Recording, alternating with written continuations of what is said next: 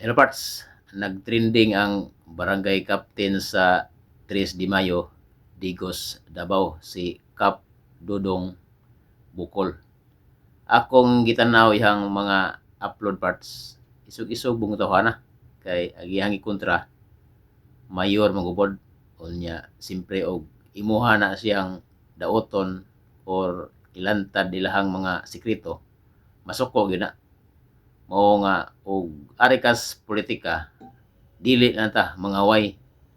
ang mga tao na ay mo lantaw og maayo ba na og dili unya og inig eleksyon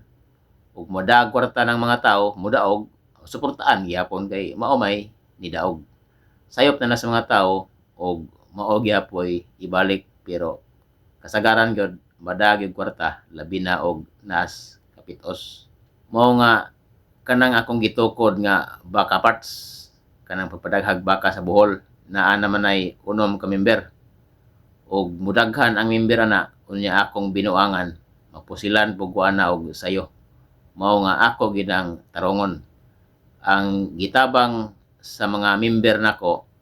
nga akong gitabang sa mga mag-uuma sa Bohol ako po nang bawsan og tabang akong ihatag nila ang ilang share sa mga baka nga mga halin kung kini mulambo.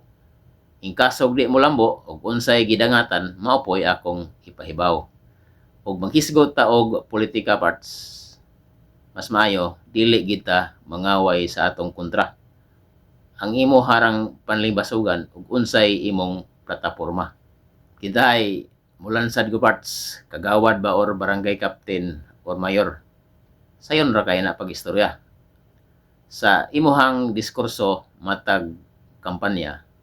imo ra nang ingnon nga ako nilansad ko para makatabang sa katawhan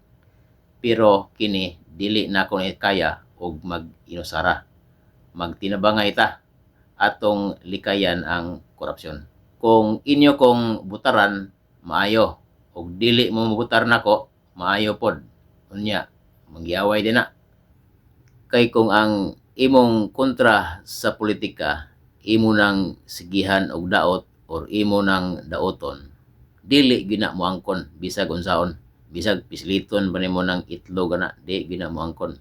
kay naa po siya panglantaw sa iyahang kinabuhi nga mo asinso mao nga sa mga moapil og politika ayaw na mo panaot basta kumbati lang og unsay inyong gusto nga ikatabang sa katawhan.